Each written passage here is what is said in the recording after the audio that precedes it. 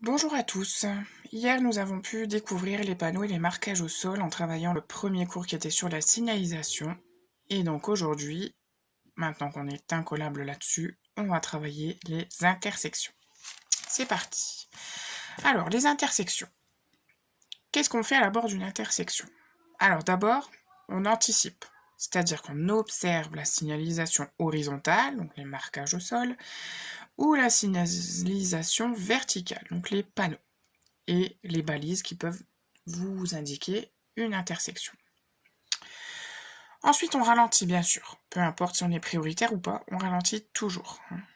On comprend les intentions des autres usagers, c'est-à-dire qu'on doit croiser leur regard et observer leur comportement. Et on avertit si besoin, c'est-à-dire d'abord clignotant pour signaler là où on va, appel de phare s'il y a une mauvaise visibilité, ou le klaxon hors agglomération. Alors, en premier, les intersections sans signalisation. Donc, quand il n'y a aucune signalisation, c'est la règle de la priorité à droite. Chaque conducteur cède le passage à celui qui est à sa droite. J'anticipe en ralentissant, je garde le pied au frein, je plonge le regard à droite durant toute la traversée de l'intersection. Je suis toujours en deuxième dans les intersections priorité à droite, sauf si c'est une intersection étroite et sans aucune visibilité. Alors là, on peut mettre une première, ce qu'on appelle une première roulante. À la fin, une fois qu'on a passé toute l'intersection, s'il y a quelqu'un, je m'arrête, forcément, je cède le passage. S'il n'y a personne, je relance le véhicule et j'adapte mon allure à la vitesse maximum autorisée si c'est possible. Attention, si c'est une intersection sans signalisation, mais qui est du domaine privé, c'est-à-dire un parking, une sortie d'immeuble, une sortie de garage ou un chemin de terre en voie privée, ils ne sont pas prioritaires. Donc, on continue notre chemin. Ensuite, les intersections avec signalisation. Alors, on peut d'abord croiser ce panneau. Si celui-ci signifie route à caractère prioritaire. Donc, tant que je suis sur cette route avec ce panneau, je ne dois céder le passage à personne. Mais comme on l'a dit précédemment, je suis quand même prudent aux abords des intersections. Quelqu'un peut très bien me griller une priorité. Ça s'est déjà vu plus d'une fois. Ensuite, on peut observer ce panneau. Fin de route à caractère prioritaire. Donc ça signifie que je ne suis plus sur une route prioritaire. J'observe donc à nouveau la signalisation à chaque intersection et je respecte les règles de priorité.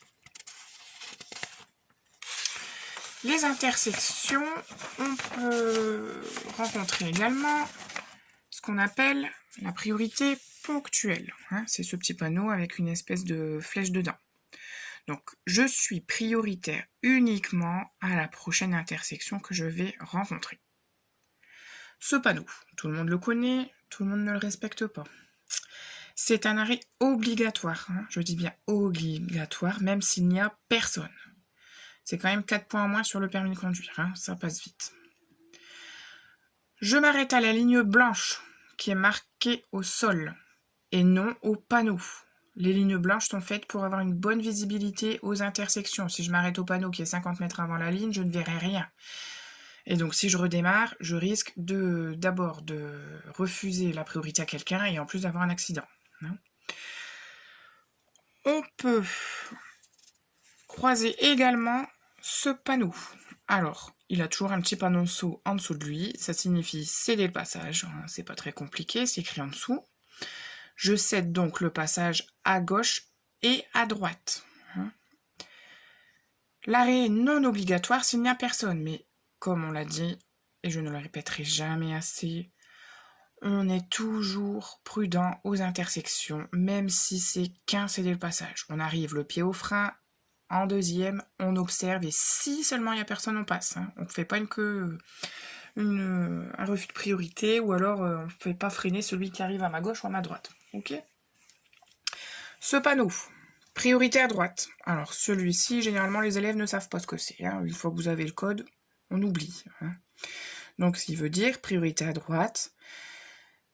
Une priorité à droite n'est pas toujours signalée, comme je vous l'ai dit précédemment. Si elle est signalée par ce panneau, on est d'autant plus vigilant. Et en leçon comme en examen de permis, ça passe surtout pas si vous ne faites pas la règle de la priorité à droite alors qu'elle a été signalée. Donc, on a bien sûr l'obligation de céder le passage à droite à tous les usagers qui viendront de droite. Je laisse pas passer une voiture, et même s'il y en a une deuxième derrière, eh ben, je la laisse passer aussi. Hein. Alors, on a également les intersections, ce qu'on dit complexes. Donc, vous allez avoir en fait les gros panneaux qu'on a vus juste avant, qui vont être succédés d'un petit panonceau en dessous. Hein. Comme vous voyez, il y en a différentes sortes. Donc ce sont des panonceaux schémas. Ça signifie que ça vous indique le schéma de l'intersection que vous allez rencontrer. Le trait du bas, il représente toujours la route sur laquelle on circule. On les retrouve bien toujours sous un panneau de règles de priorité. Et le trait gras, c'est-à-dire le gros trait, représente la route prioritaire. Donc si vous êtes dessus, vous êtes prioritaire. Si vous êtes sur le petit trait, vous devrez céder le passage aux usagers. Ok ? On a ce qu'on appelle les carrefours à sens giratoire. Alors attention ici, puisque les carrefours à sens giratoire, tout le monde les appelle les ronds-points. Alors, qu'il ne faut pas confondre un rond-point et un carrefour à sens giratoire. C'est-à-dire qu'un rond-point, vous n'avez aucun marquage au sol, aucun panneau. Donc, dans un rond-point, on applique la règle de la priorité à droite. Alors que dans un carrefour à sens giratoire, on applique la règle du céder le passage. C'est comme une signalisation, enfin une voie à sens unique. Donc, dans les voies à sens unique, eh ben, vous allez tourner circulairement autour de l'anneau et vous n'allez céder donc le passage qu'aux usagers qui viendront de la gauche. Ok ? Donc, si je suis cette petite voiture, elle est à l'envers, excusez-moi, je suis cette petite voiture, je m'arrête bien à la ligne ici, au petit pointillé, j'observe, c'est-à-dire j'observe tous ceux qui viennent de la gauche. Hein, ici, il se peut qu'il y ait différentes voitures, sur l'extérieur de l'anneau, sur l'intérieur de l'anneau, peu importe, on cède le passage. On risque pas un refus de priorité, ou alors que celui qui est à l'intérieur se replace à l'extérieur pour sortir juste après vous. C'est ce que vous nous faites régulièrement en examen. Donc je le répète et je le répéterai toujours, on cède le passage à tous les véhicules dans l'anneau, à gauche ou à droite. Ok ? S'il n'y a plus personne, je passe. Donc je m'insère, tout le monde sait comment on prend un giratoire. Hein ? Vous le coupez en deux. Tout ce qui est à droite, vous vous placez à l'extérieur de l'anneau. Ici, hein, si je veux aller tout droit. À l'intérieur de l'anneau, si je veux aller à gauche. Et après, à l'extérieur pour ressortir. Peu importe le nombre de sorties, on s'en fiche. Il y a une sortie, 2 sorties, 3 sorties, 10 000 sorties. Vous coupez toujours votre giratoire en deux. Tout ce qui est à droite, je me place à droite. Tout ce qui est à gauche, je me place à gauche. Ensuite, j'utilise bien évidemment les clignotants dans les carrefours giratoires pour signaler mon intention. Soit de me mettre à l'intérieur, ou soit ma sortie, pour éviter que celui qui est juste après vous puisse s'insérer, alors que si vous ne mettez pas, ça fait un arrêt inutile. On est d'accord, les giratoires sont faits pour ça, pour fluidifier le trafic. C'est pas pour rester planté 10 000 ans en attendant de regarder les clignotants des autres. Je sais qu'on habite dans une région où malheureusement les gens ne mettent pas leurs clignotants, mais dans ce cas-là, vous regardez la direction des roues. Si les roues viennent vers vous, c'est qu'elle va avoir tendance à vouloir sortir. Si les roues continuent vers l'intérieur, c'est que généralement le conducteur va continuer dans le giratoire. Allez, on est d'accord. Alors, nous avons ensuite comme intersection les feux tricolores.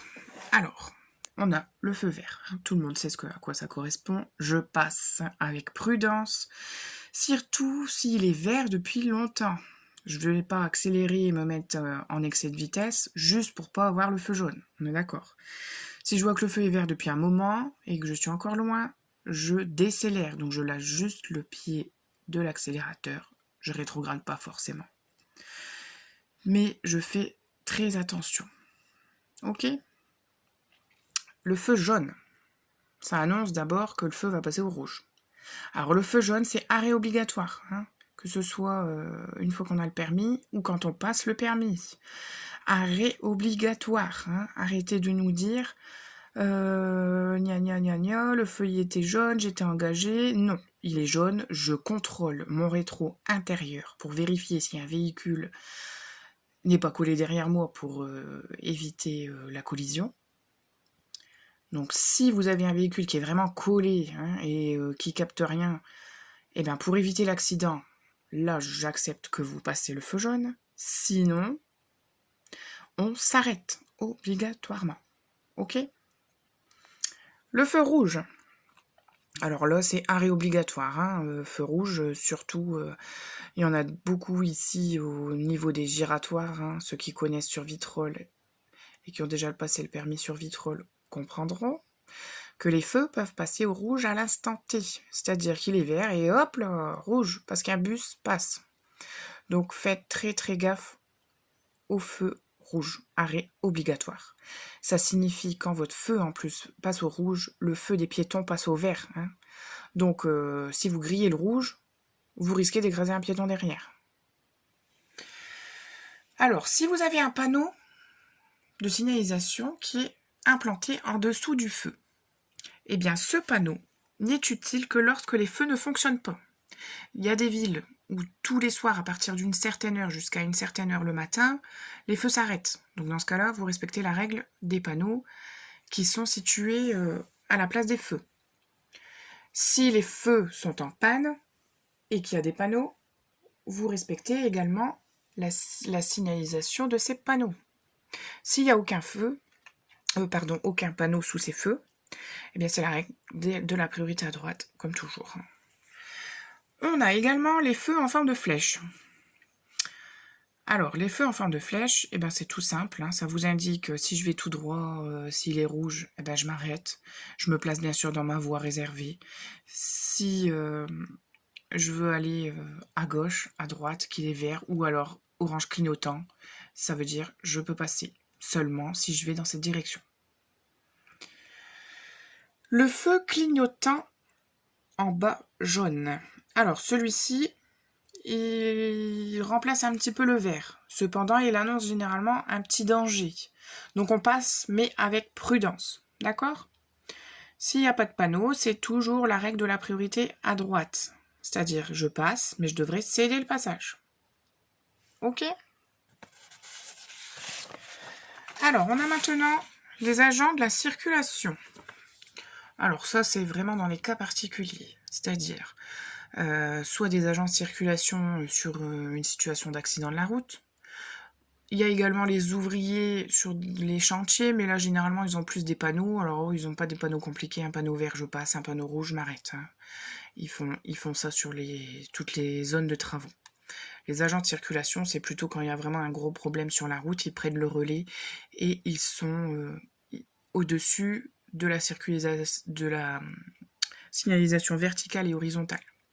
Donc vous oubliez tout ce qui est écrit au sol ou tous les panneaux que vous pouvez croiser. Si vous avez un agent de la circulation qui est au milieu de la chaussée et qui vous indique quelque chose, vous l'écoutez.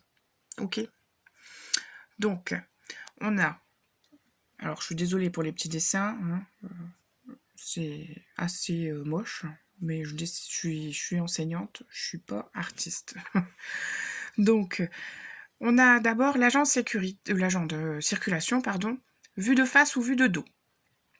C'est-à-dire que vous roulez, hop, tranquille, et hop, paf, un gendarme, vous le voyez de face, ou alors il est dos à vous. Et bien là, c'est arrêt obligatoire. Si vous avez un agent qui est de face, un bras levé, là, va vous demander de vous arrêter. Alors, il y a une différence entre arrêt obligatoire et s'arrêter. Est-ce que vous savez ce que c'est? Donc, l'arrêt obligatoire, c'est plutôt je m'arrête pour parce qu'il y a certainement peut-être un véhicule, un convoi exceptionnel, quelque chose qui va passer, ou bien ils vont dégager une zone d'accident. Donc là, je m'arrête. Si je ne m'arrête pas, j'encours une grosse amende. Ok? Alors que s'arrêter, bon là, c'est plus pour un contrôle. Il va vous faire signe, il va vous dire de vous mettre sur le côté et contrôle. Alors, quand l'agent est vu de profil, c'est-à-dire que vous voyez, il regarde pas dans votre direction, quoi. Mais vous le voyez. Donc là, on a l'autorisation de passer. Si il est face à vous, mais qu'il fait des gestes de haut en bas de l'avant-bras, il vous dit de ralentir, puisque justement, il y a certainement un danger sur la zone que vous allez traverser. Donc vous passez bien sûr avec prudence. Déjà rien que pour respecter l'agent. Et enfin, les gestes circulaires de l'avant-bras. Donc là, il va vous demander de circuler, d'accélérer pour dégager l'intersection ou bien la chaussée que vous allez traverser. D'accord? Voilà, donc toujours, si vous avez la moindre question, le moindre doute sur quelque chose, si vous voulez échanger, il n'y a pas de souci, vous m'envoyez un petit message et je vous répondrai avec grand plaisir. Je vous souhaite une bonne soirée et prenez toujours soin de vous, restez chez vous.